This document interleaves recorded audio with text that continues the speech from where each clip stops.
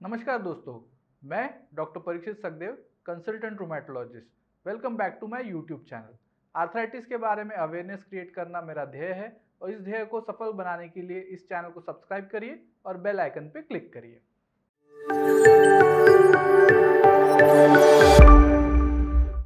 आप देख रहे हैं मेरी video series A to Z of arthritis और आज का अल्फाबेट है एल। एल यानी कि low back pain. Low back pain यानी कि कमर दर्द। कमर दर्द एक बहुत साधारण समस्या है जो बहुत तेजी से फैल रही है और कई लोग इससे ग्रसित है। क्या बूढ़े क्या जवान सभी में आजकल कमर दर्द की समस्या देखी जाती है। ये समस्या से काफ़ी लोग परेशान होते हैं जिससे उनकी जो दैनंदिन दिनचर्या है वो भी अफेक्ट होती है। उनको रूटीन काम करने में चलने फिरने में काफ़ी तकलीफ होती है। तो आज इसके इस वीडियो के द्वारा हम जानेंगे इसके कारण और कैसे इसकी रोकथाम की जाए। दोस्तों, तो आज जानते हैं कमर दर्द के कारणों के बारे में। तो पहला प्रमुख कारण है मसल स्ट्रेन या स्प्रेन जिसे हम लोग कहते हैं। इसकी वजह से कई बार दर्द होता है। कई बार जो लोग हैं वो झुक के काम करते हैं या अचानक से कोई काम करते वक्त झटका लगता है या अचानक से कोई भारी चीज़ उठाने जाते हैं तो उनको कमर में झटका लगता है या एक तरह का नस लग जाती है जिसे कहते हैं, उसे हम लोग मसल स्ट्रेन या स्प्रेन कहते हैं। दूसरा कारण है पुअर पोस्चर, मतलब गलत तरीके से बैठना, गलत तरीके से काम करना है, गलत तरीके से खड़े रहने से भी कमर दर्द होता है। कई तरह के प्रोफेशनल्स जैसे आईटी प्रोफेशनल्स हो गए या बैंक कर्मचारी हो गए जो बैठ के या झुक के काम करते रहते हैं, तो ऐसा कई बार झुकने से या आड़े टेढ़े पोजीशन में बैठने से भी कमर दर्द होने लगता है। तीसरा कारण है सेडेंटरी लाइफस्टाइल, यानी कि जो लोग जो बिल्कुल एक्टिविटी नहीं करते हैं, एक्सरसाइज नहीं करते हैं, जिनका काम ऐसा है कि सिर्फ बैठे रहने का काम है, या कई लोग ऐसे होते हैं जिनको काफ़ी ट्रैवल करना पड़ता है टू व्हीलर पे या फिर फोर व्हीलर में, तो उनकी वजह से क्या होता है कि उनकी जो कमर की मसल्स है वो कमज़ोर हो जाते हैं और ऐसे लोगों को भी काफ़ी बार उनको कमर में दर्द महसूस होता है। चौथा कारण है प्रोलैप्स इंटरवर्टिब्रल डिस्क। डिस्क जिसे हम लोग कहते हैं, एक तरह की एक जेल लाइक एक स्ट्रक्चर होता है जो हमारी दो रीढ़ की हड्डी के बीच में होता है और वो एक शॉक एब्जॉर्बर जैसे काम करता है। जब भी हम चलते हैं, खड़े होते हैं या कूदते हैं तो वो एक स्ट्रक्चर उसको सपोर्ट करता है, एक शॉक एब्जॉर्बर जैसा काम करता है। बट कई बार कई कारणों से वो बाहर आ जाता है और नसों पे दबाव डालने लगता है जिसकी वजह से भी कमर में दर्द महसूस होता है। पांचवा प्रमुख कारण है आर्थराइटिस। कई तरह के आर्थराइटिस कमर में हो सकते हैं, उससे भी दर्द होता है। इसमें प्रमुख कारण है कि ऑस्टियोआर्थराइटिस जो उम्र के अगले पड़ाव में होता है, बुजुर्गों में ये समस्या देखी जाती है। उसमें कमर दर्द बना होता है, ज़्यादा देर खड़े रहने से, चलने से ये दर्द बढ़ जाता है। उसके अलावा जो दूसरा आर्थराइटिस है वो है एंक्लोजिंग स्पॉन्डिलाइटिस।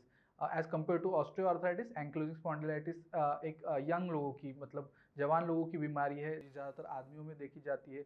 उनमें कमर में या कूल्हे में दर्द होता है। उसके साथ जो खासियत है ये दर्द की, उसमें जकड़न महसूस होता है। सुबह उठ के वो बहुत ज़्यादा जकड़न रहती है और इनफैक्ट जैसे जैसे वो ज़्यादा चलने लगते हैं, फिरने लगते हैं, तो वो दर्द कम होने लगता है। एंक्लोजिंग स्पॉन्डिलाइटिस जो एक बीमारी है उसके लिए काफ़ी हद तक अच्छा इलाज उपलब्ध है और वो कई तरह की जांच से उसका पता लगाया जा सकता है। साथ ही एक और कारण है शियाटिका। शियाटिका जो होता है वो शियाटिक नर्व पे किसी तरह का दबाव या इरिटेशन होने से होता है। इसकी वजह से जो कमर दर्द है वो कमर से नीचे होते हुए जांघ के पिछले हिस्से में भी महसूस होता है। अब हमने जान लिया कारणों के बारे में, अब हम जानेंगे इसकी रोकथाम और इसको कैसे मैनेज किया जाए। तो इसकी रोकथाम के लिए सबसे ज़्यादा ज़रूरी है पहला तो पोस्चर प्रॉपर रखना। झुक के बैठना, आड़ी टेढ़ी पोजीशन में बैठ के हमको काम अवॉइड करना है। प्रॉपर पोस्चर, बैक स्ट्रेट रख के, गर्दन स्ट्रेट रख के काम करना बहुत ज़रूरी है। दूसरा जो चीज़ है वो है वेट रिड्यूस करना। जो भी ओवर वेट है या मोटे हैं उन लोगों को वज़न कम करने से भी कमर दर्द में काफ़ी फ़ायदा होता है।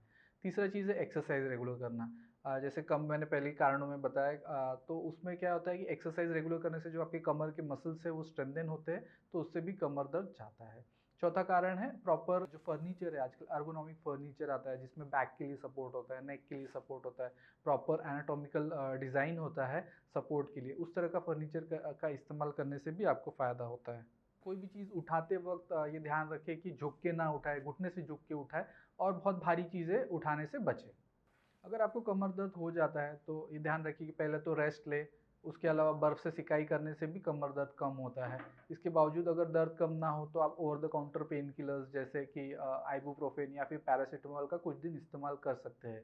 इसके अलावा फिजियोथेरेपिस्ट से मिलके आप थोड़ा एक्सरसाइज स्टार्ट कर सकते हैं। इसके अलावा वो कुछ थेरेपीज़ देते हैं जिससे भी कमर दर्द कम होता है। अगर इन सब के बावजूद भी अगर आपको कमर में दर्द रहता है या बहुत दिन तक चलता है तो ज़रूरत है कि आप किसी स्पेशलिस्ट से मिलिए और एक प्रॉपर ट्रीटमेंट प्लान बनवा लीजिए। तो दोस्तों, कमर दर्द ये काफ़ी कॉमन समस्या है जिससे काफ़ी लोग ग्रसित रहते हैं। अगर और कई तरह की आर्थराइटिस जैसे मैंने बताया एंक्लोजिंग स्पॉन्डिलाइटिस, ये अगर रहता है तो उससे आगे जाके कई तरह की समस्याएं भी उत्पन्न हो सकती है। तो अगर जिन्हें काफ़ी दिनों से कमर दर्द की समस्या है, वो ज़रूरी है कि स्पेशलिस्ट से मिले, एक प्रॉपर डायग्नोसिस बनाए और उसके अनुसार ट्रीटमेंट ले। इसके अलावा जो बाकी चीज़ें मैंने बताई है जैसे प्रॉपर एक्सरसाइज, वेट रिडक्शन, ये सब भी करेंगे तो उससे भी कमर दर्द से निजात पाई जा सकती है। और अगर आपको लगता है कि ये वीडियो यूज़फुल है और किसी और के मदद कर सकता है तो इस वीडियो को ज़रूर उनके साथ शेयर करिए।